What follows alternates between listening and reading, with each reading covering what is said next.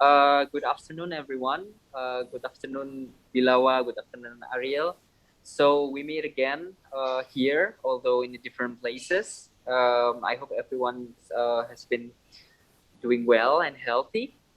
So this afternoon, we're going to talk about a performance by these two people that I actually just met like last year, but I already learned a lot and they already have a lot of story to tell. So here we have Bilawa Ade Respati on Ariel William Orah. Uh, both of them are part of the Soy Division Collective, and um, at the end of last year, they had a chance to take part in a decolonial frequency festival at Ballhaus Naunynstraße. And we're going to talk more about that. But firstly, I think we should get to know more about uh, the two people behind it.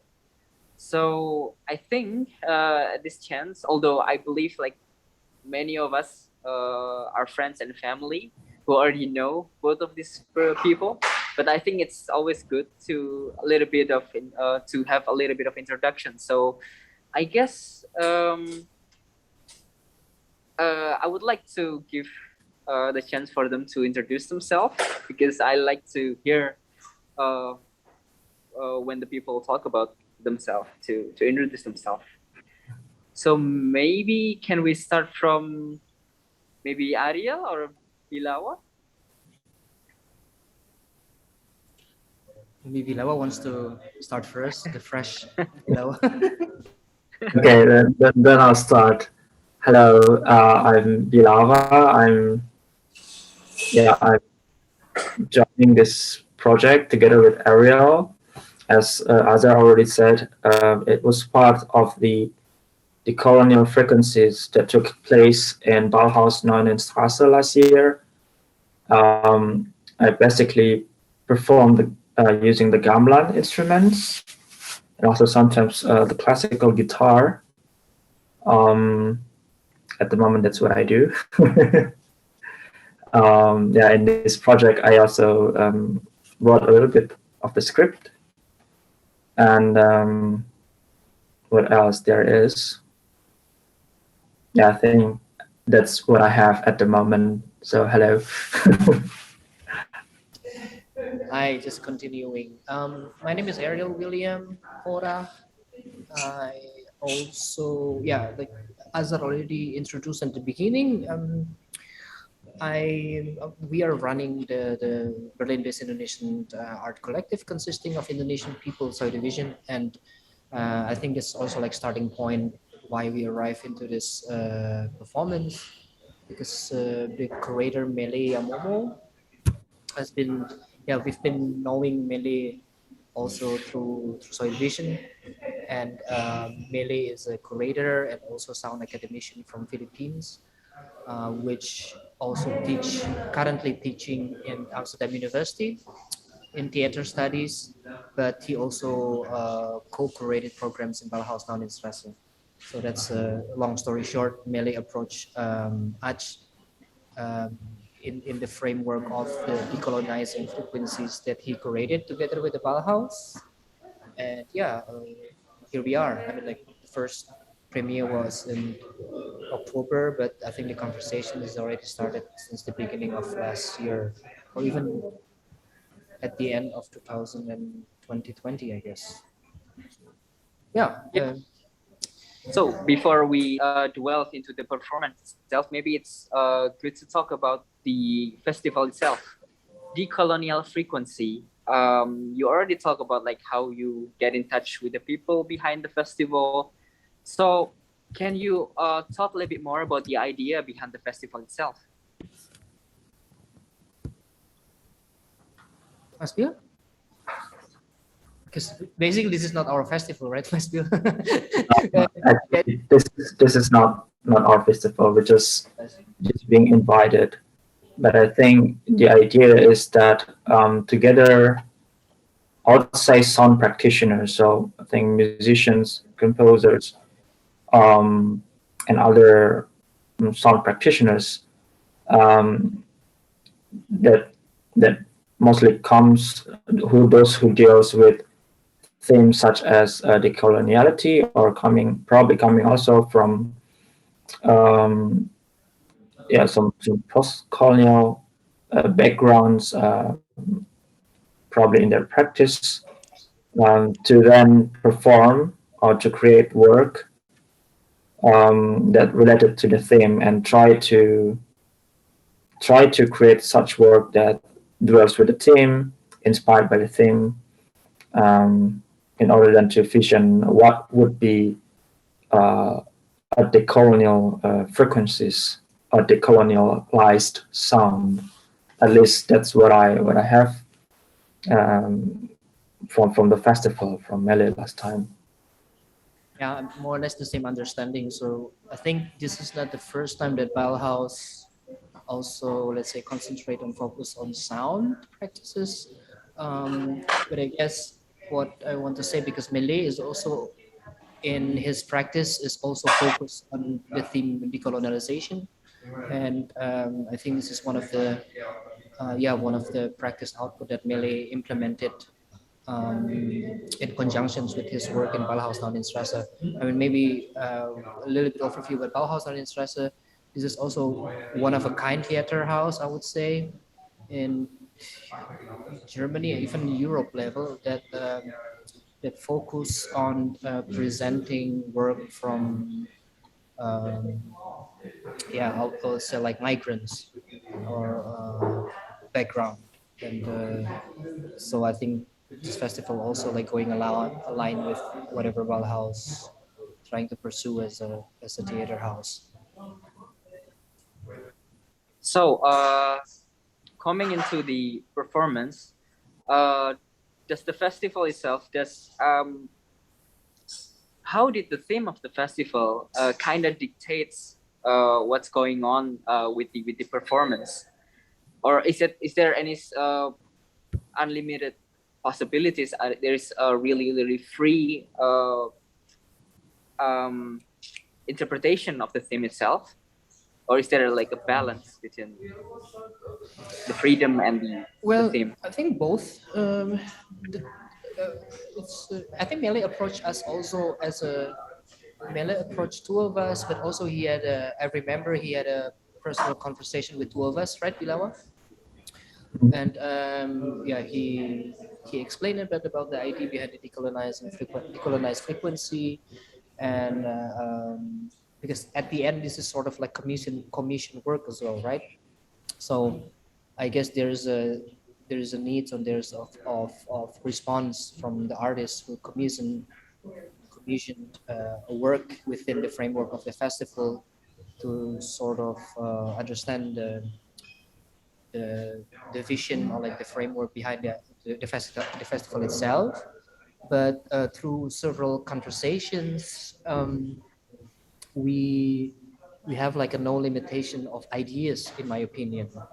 Also, we did a lot of conversation, and at the end, the conversation leads to what is or what are the stereotype of Indonesia if we talk in the context of sounds, let's say. And then we both and three of us also, if I'm not mistaken, Bilawa, the idea that comes into gamelan at the end is also part of the conversation with Fabian, the dramaturg from the Ballhaus.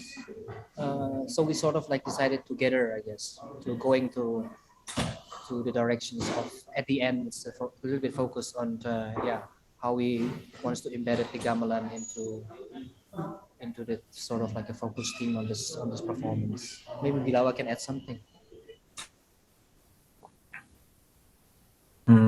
Limitation. I won't say that there were. No, I don't think there were limitation given to us. But of course, like Ariel said, the theme is somehow directing us, and also my choice of instruments and how to approach the instruments, because yeah, of course, the gamelan in one side has become some sort of a stereotype of Indonesian national culture, but also at the other side, it has sometimes what one person think about gamelan is this sort of tourism promotions music or a simple form rather than the actual complexity of the music. So I was also interested to dig into that, and of course I'm not a full blown karawitan practitioner, but at least I would like to build some sort of a bridge between the audience who only familiarize themselves with the stereotype, but try to help them to see across beyond them, to see what was actually the music and what types of influences that comes to the music that creating some sort of its stereotype or sometimes a bit of a mythical um, some sort of a mythical layers to what it actually is. So that's probably the theme helps us to think in this direction. So let's go deeper into the performance itself. So, Gaung, at the first glance, what is the premise of this performance? What is the question?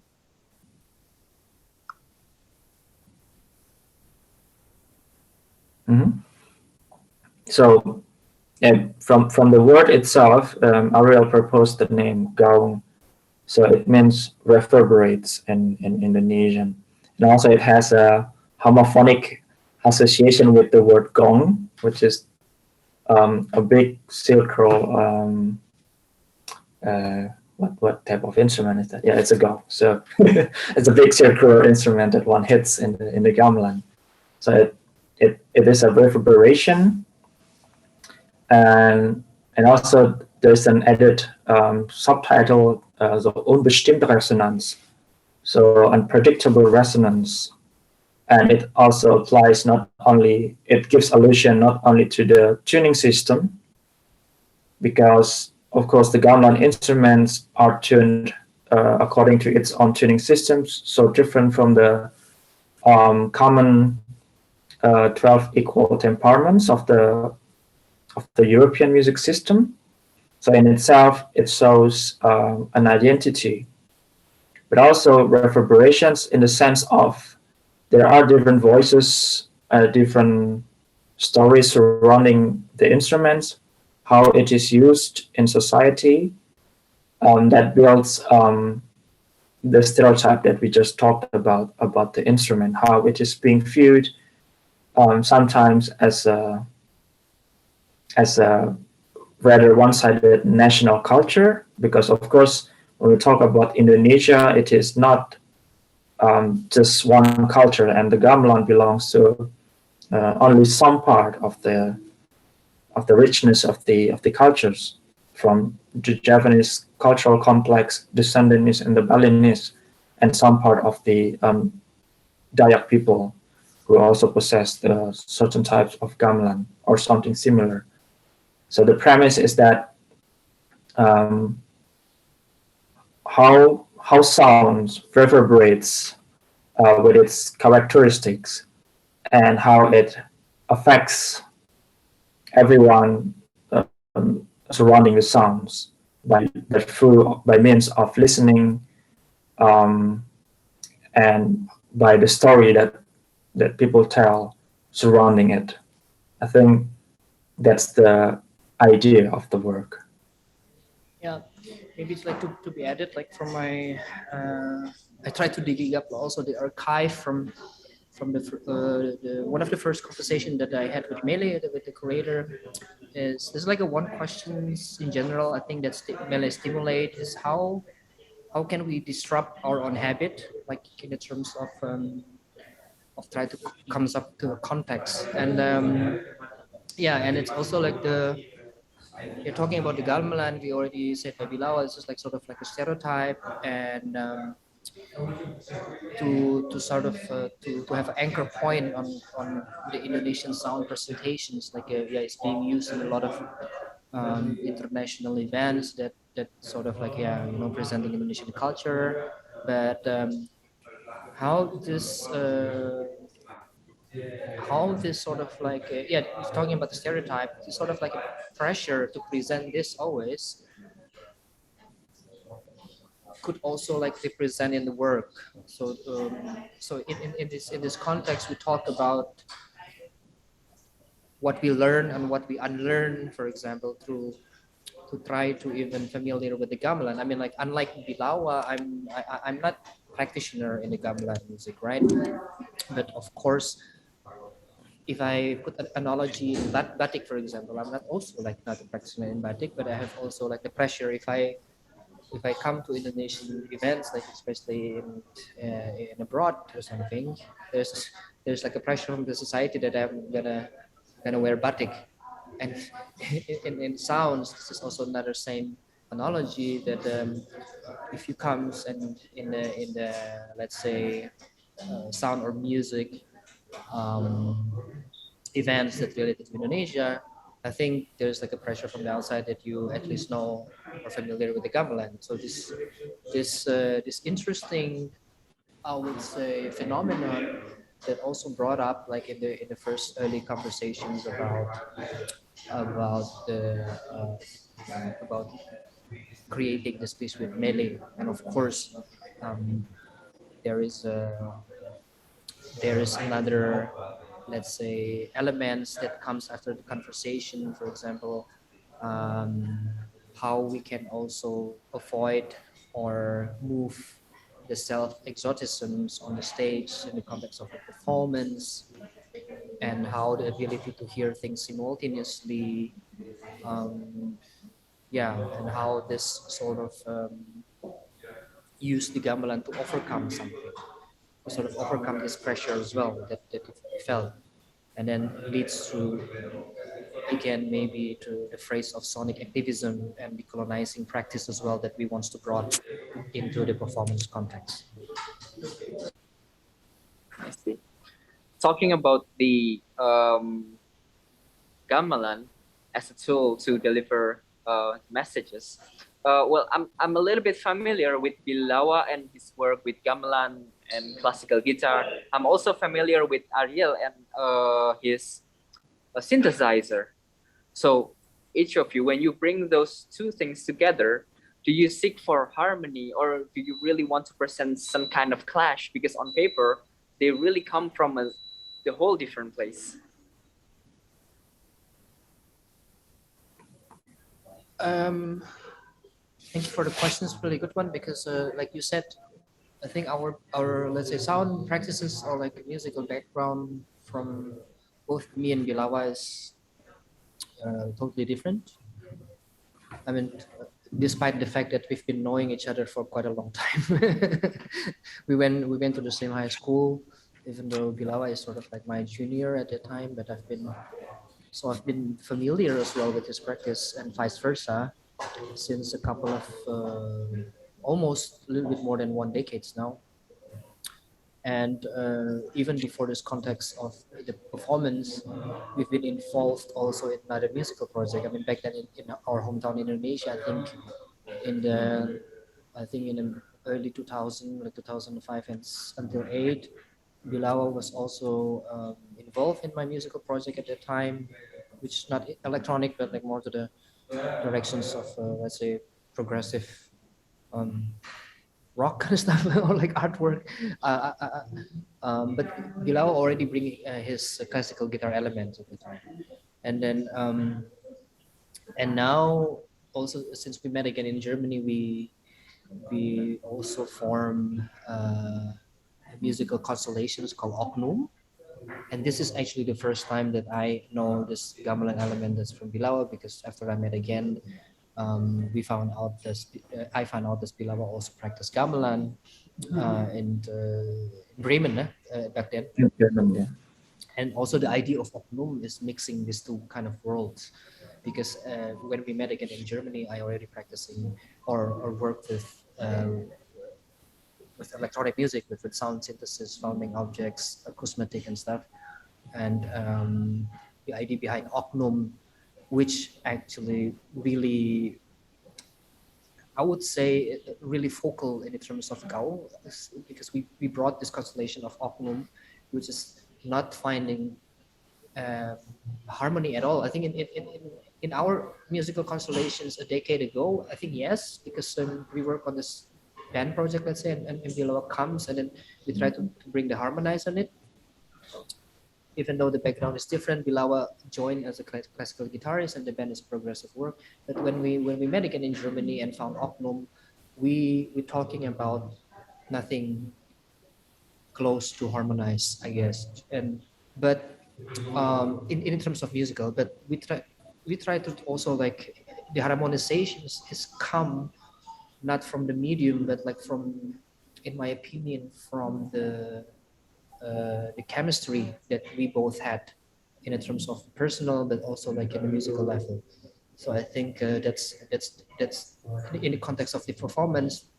This is also that we try to bring it technically into the music medium. So I I tried not to follow, or we tried to not to follow and make like the harmonizations, but there's a sort of like a call and response at the process itself, that we experiment basically. And Bilawa also, you can explain by yourself, but you also try to go from the the the, the normality of playing gamelan music, and me also try to experience not doing my, let's say, my frequent practices in electronic music. And yeah, there's a call and response also to reflect on our personal artistic practice, I guess. Yeah, let's listen also more from Bilawa, who with gamelan I suspect there are more certain rules or tradition that when you first learn it that you have to follow it. And would like to know about the attitude when you meet with this more modern and progressive and experimental form of music like synthesizer. Yes. So I think also a bit responding first to your questions. Like just Ariel said, it's not harmony in the sense of what's commonly known as a harmony in music, but harmony in the sense of, because again the premise of Gaung is resonance and reverberation. Also in playing Japanese karaoke music, there's some aspect of ethical aspect of playing together. That is that you should listen to one another and also to have some respect to your fellow musicians. And the music is hard to say you cultivate them together. So there are elements of interactions that are actually implemented in the work. So this is actually, I would say, quite, yeah, it's still quite traditional, because it's how Japanese gamelan music at least being performed. So again, then coming to your next questions, how is then this traditional elements and the new progressive things are somehow incorporated, or probably I consciously not to follow it? The answer is I I follow some aspect, but consciously not following the other. So probably the best thing to describe this is such that, like you said, I learned traditionally like the classical Cengkok or melodic patterns and the classical way of playing each instruments. Also, to familiarize myself with the rule of laras, like the scale, or the rule of patut, or the modal qualities of the music, and all of these aspects. But then, of course, after you understand all of this, These are, at least to my opinion, and also according to the research related to the creating the work, these rules are actually like something that people are agreed upon. So there's a rule that at one time it can be some decree by a king, like okay, then we agree that this rule of music is formalized, or it is an agreement between all maestro. So that means also in the process of creating new music, we can actually agree upon some other new rules, and this is also what goes into gaung, because then what are the rules and how far we can agree upon it. So along the work, the rule is that, for example, the rule is that I only use certain types of scale or combining certain types of scales, but then there are some freedoms about how to treat them, not in the traditional sense. Or the rule could be there are a certain aspect of nuance that we want to have, and this can only be happen through the synthesizers, and the synthesizers have certain timbral elements that can be enhanced by the timbre of the gamelan instrument. So there are this kind of interplays between what are the traditional rules that one understands, but then also how we can apply this in a new way, or we can consciously say we don't follow that and we use other types of rule. I also like want to add like maybe the way that the music aspects, the music technical aspects being implemented in this piece is also aligned with our um, let's say script, or like the performing aspects of this piece as well. I mean, like in the um, for example, in electronic music, you can we talk about after we agree, like for example, with the creator and also with Bilawa, that we're going to go to gamelan directions. And the next things that comes is like questioning a lot of national identity, right? Because it's associated with the sounds, and it's such a complex theme. And also these complications, if you talk about national identity, and especially how gamelan being treated as in now the X of the symbol of Indonesian sound, which represented national Indonesian identity. That's complexity that we want to sort of implement it also in the musical creation process. Like for example, from my side, I think this piece is my complex routing electronically that I ever experienced. And I just realized now, in the terms of electronic music context, if you work digitally, everything already being smooth and easier these days, right? I mean, we're talking about the practice of electronic music from the 20s or like from the 50s. Um, yeah, and this gives me idea of like presenting like the routing, let's say, of electronic elements, which also um, bringing up like this struggling things. Like I don't know if you already came in and see GAUNG, you see a lot of cables for sure, and and those cables is like really it has a function, so it's not a decoration, and it's also like it's translate on how the complexions of the routing of the informations that each of the devices gave to the another, to the synthesizer itself, to the effects processors. And this analogy is also on how the complexity of the theme of national identity that I personally felt in this creation process of GAU. Uh, yeah, so that's another stuff that I remember now how I did it.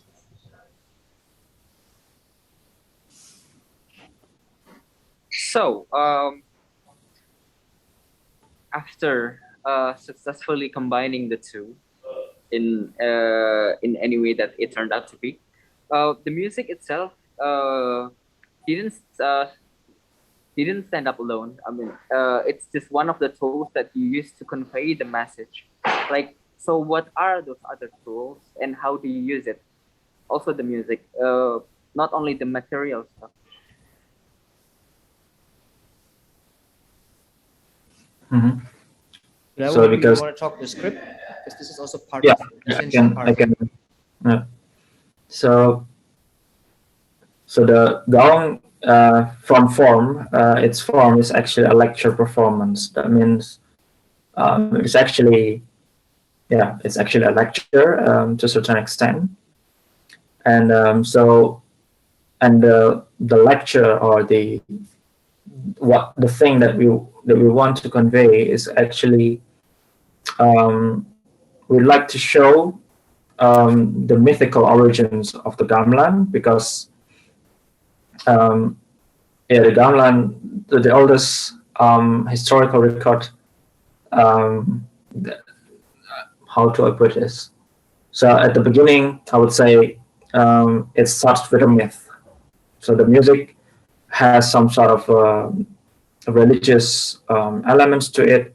It has spiritual meanings to it. So it starts with a myth of creations of the instrument.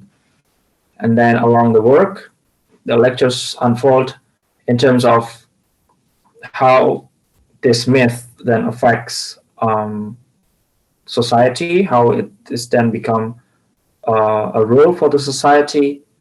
And as Indonesian nation progress and declared its independence, they're also entangled into the questions of national identity. And gamelan is part of that history. And go beyond that, after the struggle for identity, of course, gamelan becomes a subject of acoustic experimentation and also artistic experimentation. So the search for, again, try to understand it in a scientific way, so to say, and in a modern artistic way, so different from its origin, which has some mythical beginning. And then at the end of the lectures, this is basically an open questions. So this is the progress of the work. And also, because it is a lecture, of course, there's element of giving the lecture, the presentation. So this is another strategy. So there are, and of course, we try to also experiment with the way knowledge is being transferred, so to say, because in Sunda and in Java, for example, knowledge are recorded in forms of a poem. So also this lecture is not like a lecture, but rather it's actually, we try to play with like reading a poem. So this is one of the strategy that we use. So basically we're like reading a poem using accents, using display. So the visuals basically as if what you expect from a lecture is like a PowerPoint presentation in a very big screen. So yeah. It's also like it now reminds me a lot about the because Bilawa mentioned about the lecture things, and this is sort of like the format that we agreed upon us and the curator and also the house. Which is, I mean, I'm a big fan of this format, even though I'm not like a pure academician. But it brings a lot of factor, especially from the research itself, academic research and factual facts that we brought up, like as like what Bilawa said, lecture materials, and this is really interesting. I mean, like I'm personally, I was interested to dig like where or when like the origin of this kind of a sound stereotyping came from, and I also like extracting like the knowledge like from it was actually started like from the 1800 time, 1889 to be precise, when there was sort of like this colonial messe happening in Paris, and the Oost Indies, the Dutchess actually bring their cultural elements from their colonized area, including Indonesia. And there's like it was a one gamelan ensemble that we brought, and then there's a big history that Claude Debussy also saw this piece and then becomes like fascinated with the exoticism and complication of this music, and since then it was like history, like people talking about, especially the Western people talking, hey, this is like a complicated musical form coming from not from the Western world.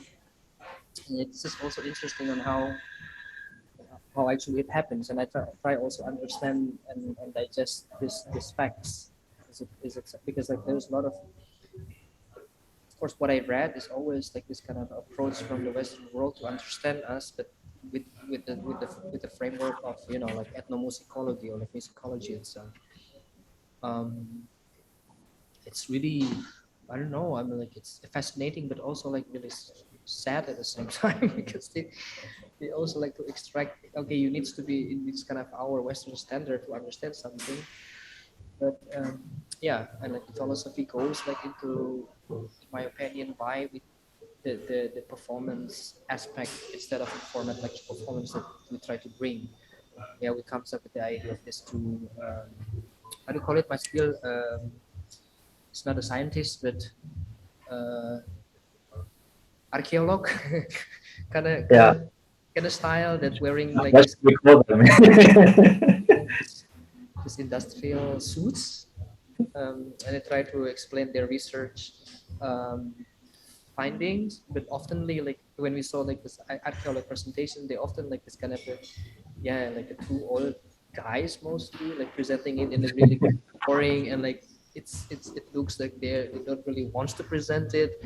That's also like kind of a this is inspirations that brings us the strategy also to play with it.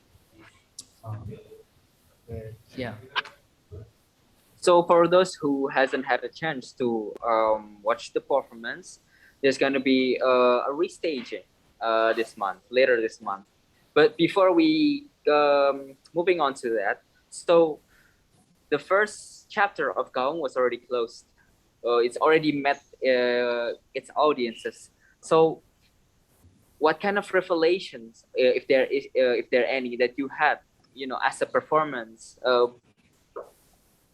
that you found after finally presenting this to its audience? I mean, for me, it was like such a big revelation because it's sort of also, I mean, before Gaung, we also try to sort of like look up Indonesian history in the terms of what is this part of the history that we want to critically address in the context of nowadays society. I mean, like there's this Ariati, for example, gonna also um, happen soon, like in March. But for me, the revelation is like in my practice, it's like it's because I'm always afraid that presenting my work in the context of Indonesians always exercise me, or like like this kind of a self exoticization things. But the relief now after, for example, executed Gaung, I mean, of course, I mean it's part of your identity, but at the same time you don't only use that as a stuff to sell your work, but there's a lot of this critical thinking towards historical facts that is important. And also the other important facts is like our privilege as a diaspora is also another revelation, because I see things which I didn't saw when I was there or living or like growing up, for example. And this is also another revelation. Hey, I can have this perspective, or like I can have this thinking, or like being critic about the stuff that happens there when I am here. So this is also like another relief.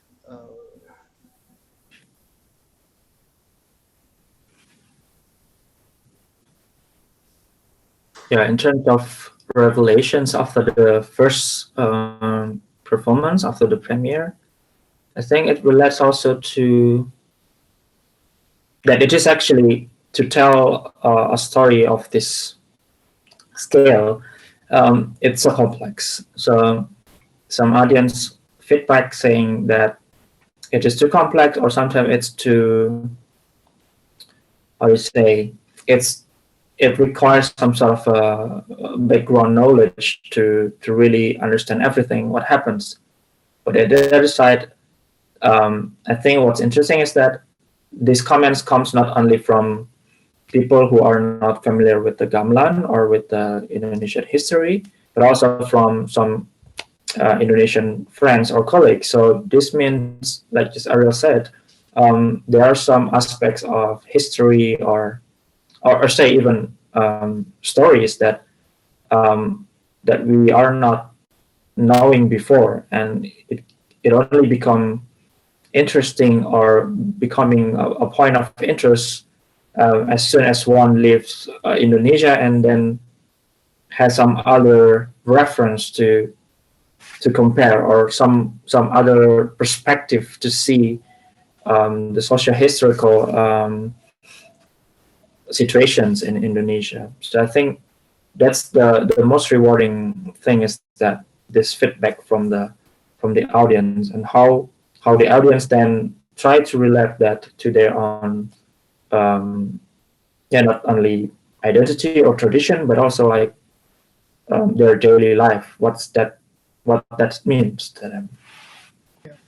I mean, sorry for adding another, because this is quite important. At least my biggest experience, for example, when I was doing the research also with Communicate with Bilawa, I mean, yeah, this when I found like this attempt from our let's say founding fathers, especially like the first Sukarno regime, to identify what is the Indonesian culture, right?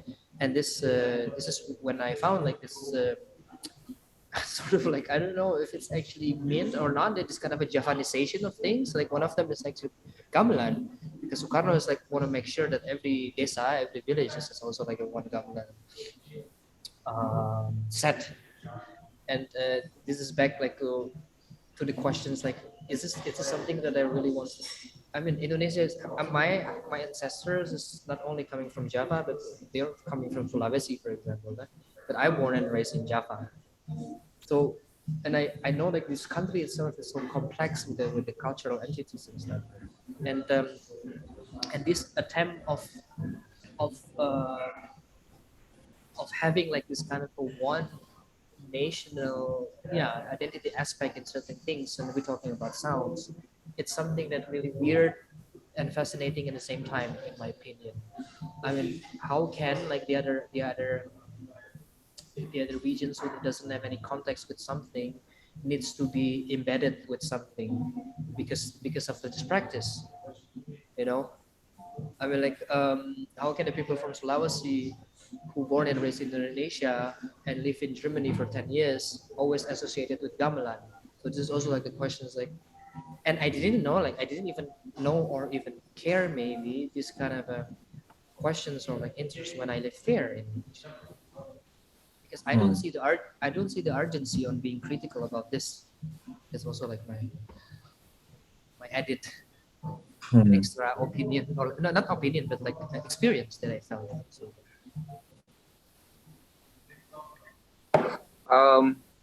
It's been a little over 2 months since the first staging of GAUNG, and coming to the restaging of GAUNG.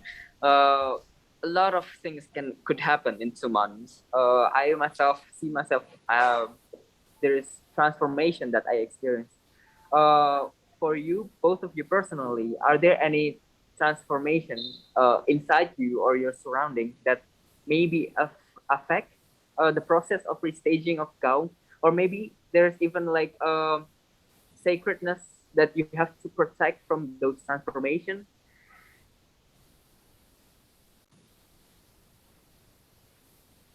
Oh, that's interesting question.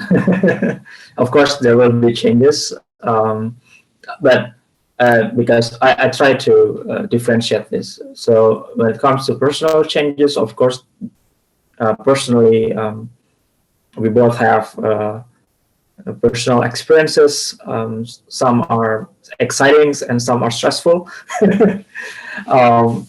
But I think um, when it comes to the work, I think of course it goes to the work the way that, for example, for me myself, because I just experienced that having my family got a positive COVID test, which was, although it was symptomless, but still the fact that they got the virus and we had to quarantine, and those 2 weeks try to taking care of the family, my wife, it somehow gives you another view of how unpredictable life can be, no matter how careful you are. And I think at the other side, it's also making me more grateful, I guess, with life and with situations. And this kind of, I think, this kind of gratefulness, this kind of readiness also for the how life can change so fast and dramatic. It's also what I actually try to put into Gaung, because then again, because it comes with the word unbestimmte Resonanz, so unpredictable resonance. That's exactly it. When we talk about culture or when we talk about identity, we often forget that this is something alive. It is not something. Of course, one can conceptualize it and try to make a particle projects around this, around identity. So there is identity politics, etc., etc. But still, I think the most natural way of it is that this comes from human's life. It comes from taking what is necessary or considered useful in one's life. This goes to art. This goes to also the questions of identity. So I think the relating also to what Ariel said about how absurd it would be if someone's coming from Minahasa and then suddenly he has to associate himself with the gamelan. It's absurd because this is not, of course, not part of one's life. So I think um, I'm still not sure whether there are some changes in the work, because the work is always a work in progress, and the way Ariel and I work, usually it also involves some sort of improvisations. But I think this kind of personal experience will come to our personal meditations, and of course, it affects how we then react on stage. Uh, yeah, below man is like a really nice keyword, like improvisation, which is like our practice of constellation in terms of music. So I think there will be a change, of course. The piece is gonna be Gaung. Gaung is gonna be Gaung, but I think there's a lot of elements like Bilawa told, like a personal history, which is also related to mine. Like I don't know, the same thing happens also with the Corona situation, but also, of course, after the first shows, you also hear feedbacks, a lot of interesting and feedbacks also. Um, but also once that I sort of agree is the intensity of the piece, both from the audience perspective and also from me personally, I guess. I don't know how Bilawa thinks about that. So I think the first idea that I want to change, I want to be more chill in this, because like I mean the inhalt, what do you call it, the, Content. the content is already really really intense, even for us. Uh, music part is really intense as well, and the time is also quite intense. So I think um, I would say, from my personal desire, I would make it chill for me, and also for the way I work with Bilawa, and also the context that I want to deliver something to the audience. And I also, maybe, I don't know, like there's also the performative aspect that I'm learning and learning day by day. It's also transformed. I mean, what this is also maybe can be impacted the second restaging of GAUNG later on. So yeah, I guess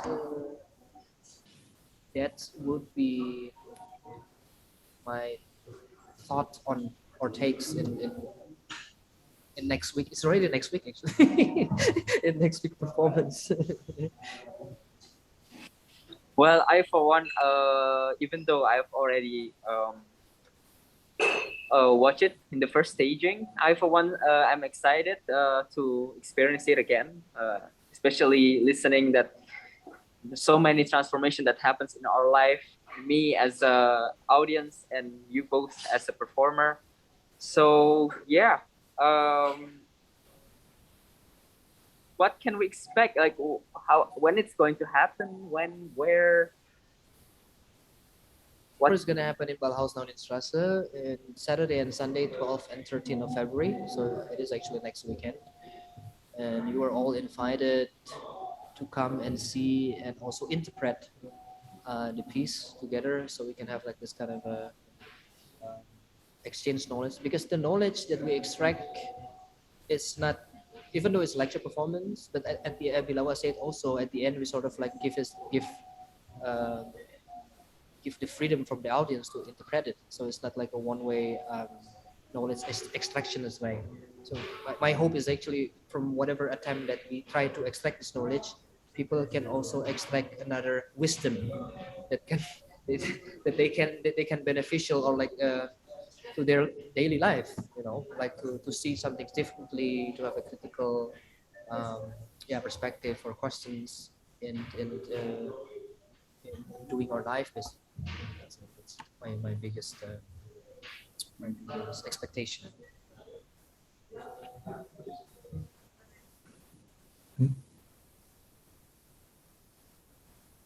Yeah, I will only add just come and probably what I missed from last performance is that to have conversations. So I invite you all, and probably we would have conversations afterwards. Well, Bilawa, Ariel, thank you again for spending some time to sit with me to talk about GAUNG. I wish you the best luck coming in onto the GAUNG restaging, and I guess I'll see you next weekend. And yeah, good luck. Thank you. Azhari. Thank you.